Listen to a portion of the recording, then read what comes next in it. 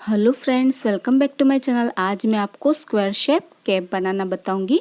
तो उसके लिए मैंने सिर्फ 1 मीटर ये नेट का फैब्रिक लिया हुआ है। ये 1 मीटर से भी थोड़ा कम फैब्रिक है, तो आप 1 मीटर फैब्रिक ले सकते हैं। तो देखिए, इस तरह से ये डिज़ाइनर वाला नेट है, इसी में से हम कैप की कटिंग करेंगे। तो सबसे पहले जितना भी हमारा फैब्रिक है उसे हमें इस तरह से डबल फोल्ड कर लेना है। उसके बाद हम इसे एक और बार फोल्ड कर लेंगे, तो ये हमारी 4 लेयर हो जाएगी।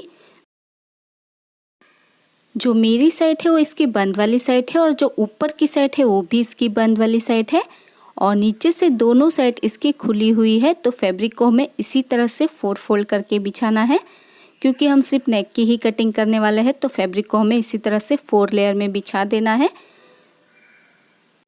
अभी देखिए, फोल्ड करने के बाद इसकी जो चौड़ाई है वो 15 इंच की आई है, तो इतनी चौड़ाई हमें काफ़ी रहेगी। आप चाहे तो चौड़ाई ज़्यादा भी रख सकते हैं। अभी हम लंबाई के लिए निशान लगाएंगे, तो इसकी लंबाई मैं 14 इंच की रेडी रखने वाली हूँ।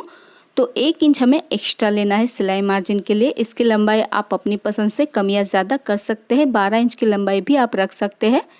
तो मैंने 15 इंच पर निशान लगाया है। 1 इंच हमें एक्स्ट्रा लेना है सिलाई मार्जिन के लिए। नीचे से हम फोल्ड करेंगे, इसलिए हम 1 इंच एक्स्ट्रा रखेंगे। तो मैंने 15 इंच पर निशान लगाया है। अभी खुली हुई साइड से भी हम 15 इंच पर निशान लगाएंगे और एक लाइन ड्रॉ कर लेंगे, और नीचे वाला एक्स्ट्रा फैब्रिक हमें कट कर देना है। तो इतना ही फैब्रिक हमें यूज़ में रहेगा, इतना फैब्रिक हमारा बच जाएगा। अभी जो बंद वाली साइड है वहाँ पर हम गले की चौड़ाई के लिए निशान लगाएंगे। तो उससे पहले हमें इसके लिए पट्टी भी कट करनी है, तो हमें अलग से एक्स्ट्रा फैब्रिक लेना है, क्योंकि ये नेट वाला फैब्रिक है तो इसमें से हमारी पट्टी अच्छे से नहीं सेट होगी, इसलिए हम अलग से एक्स्ट्रा फैब्रिक रखेंगे। तो इस वाले फैब्रिक को भी हमें उसी तरह से 4 फोल्ड करना है, जैसे हमने मेन फैब्रिक को 4 फोल्ड किया था, और इसके नीचे रख देना है। अभी गले की चौड़ाई के लिए हम 3 इंच पर निशान लगाएंगे, क्योंकि हम आगे और पीछे का गला सेम ही रखने वाले हैं। और गले की लंबाई के लिए हमें 4 इंच पर निशान लगाना है। तो ध्यान रहे, हम 4 इंच से ज़्यादा लंबाई नहीं रखेंगे, क्योंकि आगे और पीछे का गला हमारा सेम ही रहेगा। और इसमें हमें राउंड शेप ड्रॉ कर देना है। देखिए, इस तरह से आप कोई भी शेप इसमें ड्रॉ कर सकते हैं। अभी हमें इसी की कटिंग करनी है। बाकी जो नीचे वाली यानी कि किनारी वाली जो साइड है उसे हमें ऐसे ही रहने देना है, कोई भी शेप हमें कट नहीं करना है। अगर आप राउंड शेप की कैप बनाना चाहते हैं तो आपको इसमें राउंड शेप ड्रॉ करना होगा, लेकिन हम इसमें स्क्वायर शेप बनाने वाले हैं, तो इसे हमें ऐसे ही रहने देना है और सिर्फ नेक की ही कटिंग हमें करनी है। तो देखिए, इस तरह से मैंने कटिंग कर ली है। अभी नीचे वाली जो पट्टी हमने रखी थी वहाँ पर भी हम 1 से 1.5 इंच का मार्जिन रखते हुए इसकी कटिंग कर लेंगे, तो साथ ही साथ हमारी पट्टी भी कट हो जाएगी। देखिए, इस तरह से हमारी पट्टी भी कट हो चुकी है, और ये कैप की भी कटिंग हमारी हो चुकी है। देखिए, इस तरह से अभी इसे हमें पूरा खोल लेना है। देखिए, इस तरह से हम इसे पूरा खोल लेंगे और इसे सीधा ही बिछा कर रखना है, और इसके ऊपर जो हमने पट्टी कट की हुई है उसे हमें इसके ऊपर रखना है, यानी कि नेक के ऊपर रखना है। और पहले हम इसे पिन से सिक्योर कर लेंगे, ताकि हमें सिलाई लगाने में आसानी हो।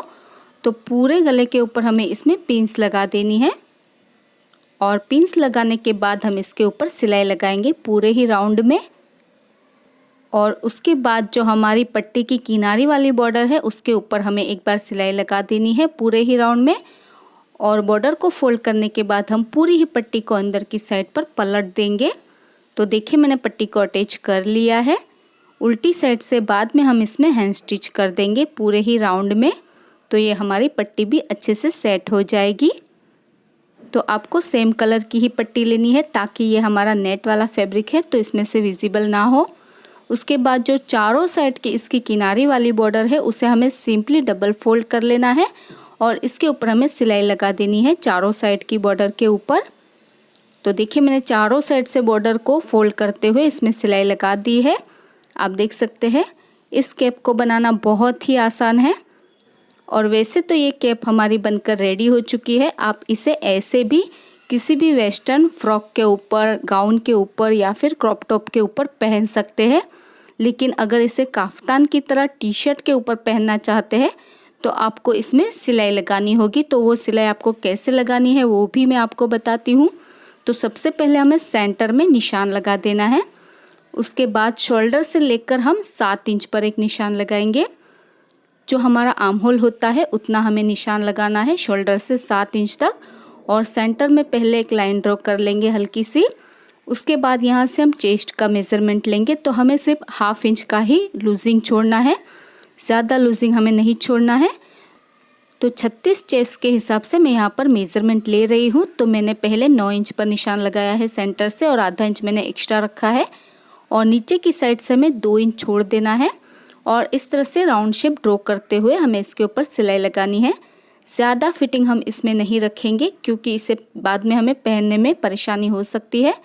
उसी तरह से दूसरी साइड पर भी मैंने सेंटर से 9.5 इंच पर निशान लगाया है और नीचे की साइड पर हम 2 इंच छोड़ देंगे ताकि हमें पहनने में कोई भी परेशानी ना हो। उसके बाद इस तरह से हल्का सा राउंड शेप ड्रॉ करते हुए हमें इसमें सिलाई लगा देनी है। तो ये सिलाई हमें सीधी साइड से ही लगानी है। तो देखिए मैंने सिलाई लगा दी है और इतना जो हमारा खुला हुआ पार्ट है वो हमारा स्लीव का रहेगा। तो देखिए दोनों साइड पर मैंने सिलाई लगा दी है और ये जो खुली हुई साइड है इसमें से आसानी से हमारे हाथ इंसर्ट हो जाएंगे। और देखिए इसी के साथ ही हमारी कैप तो बनकर रेडी हो चुकी है। आप चाहे तो इसे टी शर्ट के ऊपर पहन सकते हैं कॉलेज के लिए या फिर ऑफिस के लिए, या फिर आप इसे गाउन के ऊपर पहन सकते हैं, वेस्टर्न ड्रेसेस के ऊपर पहन सकते हैं या फिर क्रॉप टॉप के ऊपर भी आप इसे पहन सकते हैं और ये बहुत ही सुंदर लगती है। सो फ्रेंड्स, आई होप आपको आज का ये ट्यूटोरियल पसंद आया होगा। अगर आपको आज का वीडियो पसंद आया तो इसे लाइक और शेयर ज़रूर कर देना और अगर अभी तक आपने हमारे चैनल को सब्सक्राइब नहीं किया है तो प्लीज़ इसे सब्सक्राइब कर लीजिए। और आपको ये वीडियो कैसा लगा मुझे कमेंट करके ज़रूर बताइएगा। मेरा ये वीडियो देखने के लिए thank you so much guys.